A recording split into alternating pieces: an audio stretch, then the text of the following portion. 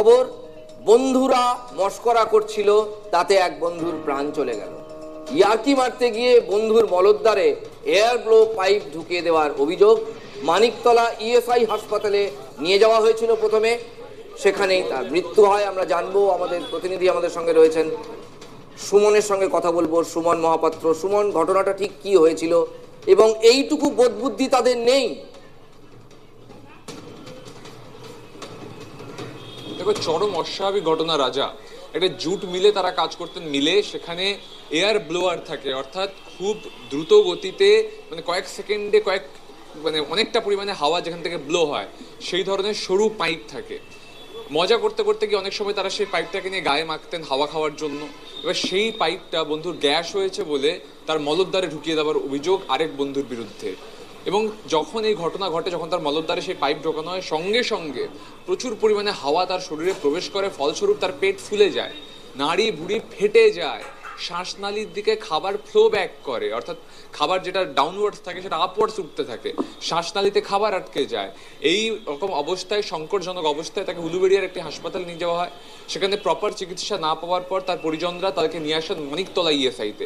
সেখানে যখন চিকিৎসক হাতে পান এই পেশেন্টকে, তখন দেখেন যে তার বিপি ধরা যাচ্ছে না, একবারে জমে মানুষে টানাটানি চলে। এমার্জেন্সি ট্রিটমেন্ট করার পরে শেষ পর্যন্ত সাব্বের মল্লিক, এই কর্মী, জুট মিলের কর্মী, তার মৃত্যু হয়েছে। আরজিকর মর্গে তার এখন ময়না তদন্ত হচ্ছে। স্বাভাবিকভাবে বলা চলে বন্ধুত্বের ইয়ার্কি মস্করা করতে গিয়ে এক বন্ধুর প্রাণ চলে গেল, যা কার্যত কখনোই ভাবতে পারেননি তার পরিবারের লোকেরা। প্রত্যেকে শোকবিহ্বল হয়ে পড়েছেন এবং ইতিমধ্যেই থানায় তারা মৌখিক অভিযোগ জানিয়েছেন, লিখিত অভিযোগের প্রস্তুতি চলছে। পুলিশ পুরো বিষয়টাকে খতিয়ে দেখবে। ইতিমধ্যে জুট মিল কর্তৃপক্ষ তাদের মতো করে তদন্ত শুরু করেছে। বেশ, এই ঘটনায় আমরা পরিবারের আমাকে ওরা কি করলো, ধরে নিয়ে আমাকে পাইপ দিয়ে এরকম করে দিল, আমার অজাগা তো লাগলো। করতুনি আমার এত জ্বালাচ্ছে, এত বড় মাকু পেছর ভেতরে ঢুকে দেবে, এত বড় মাকু ঢুকে দেবে। আমি তো একে বলেছি, সুকুমারকে বলেছি, সুকুমার দা এইরকম এরকম করতেছে, আবার বলতেছে।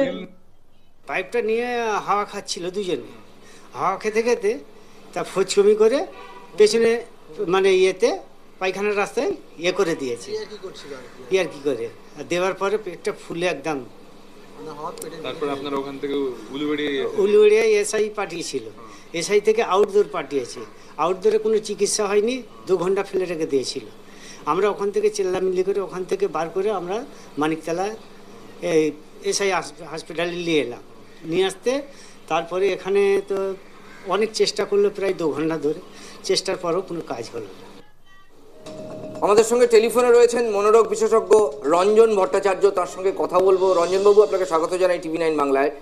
ঘটনাটা তো শুনলেনই, মানে ইয়ার্কি তো একটা কোথাও সীমা পরিসীমা থাকা দরকার, এবং এতটাই তারা নির্বোধ যে এরকম একটা ব্লোয়ার যার থেকে প্রচুর পরিমাণে হাওয়া বেরোয়, জুট মিলে কাজে লাগে, সেটা তারা একটা বন্ধুর রেকটামে ঢুকিয়ে দিচ্ছে।